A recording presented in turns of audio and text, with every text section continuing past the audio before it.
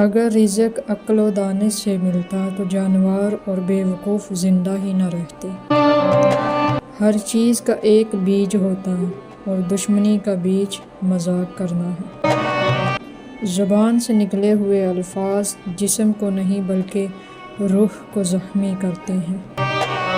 کوئی کمزور شخص تمہاری بے عزتی کرے تو اسے بخش دو کہ بہادروں کا کام ہے معاف کر دینا۔ اقتدار، طاقت اور دولت ملنے پر لوگ بدلتے نہیں بلکہ بے نقاب ہوتے ہیں۔ کسی کے منہ پر اس کی بے عزتی کرنا اسے قتل کرنے کے برابر ہے۔ انسان مکان بدلتا ہے، رشتے بدلتا ہے، دوست بدلتا ہے، لیکن پھر بھی دکھی رہتا ہے کیونکہ وہ اپنا رویہ نہیں بدلتا۔ تم جو گالی غصے یا مذاق میں دیتے ہو وہ تمہاری قبر کے لیے ایک بچھو بن جاتا ہے۔ حق بات کی پہلی نشانی ہے کہ اس کی ہمیشہ مخالفت ہوتی ہے۔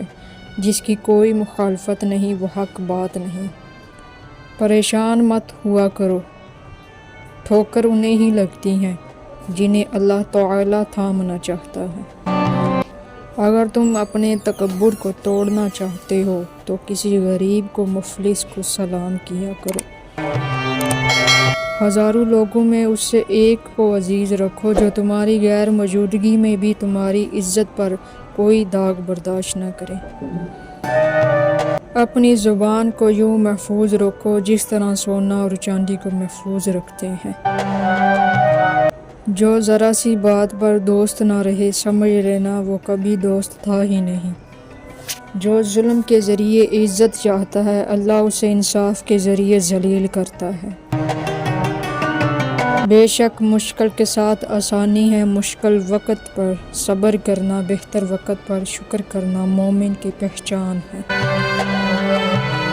عقل مند ہمیشہ غم و فکر میں مبتلا رہتا ہے۔ جو دل دوسروں کی تکلیف دیکھ کر بے چین ہو جائے تو جان لو اس دل میں اللہ رہتا ہے۔ خوشی انسان کو اتنا نہیں سکھاتی جتنا غم سکھاتے ہیں۔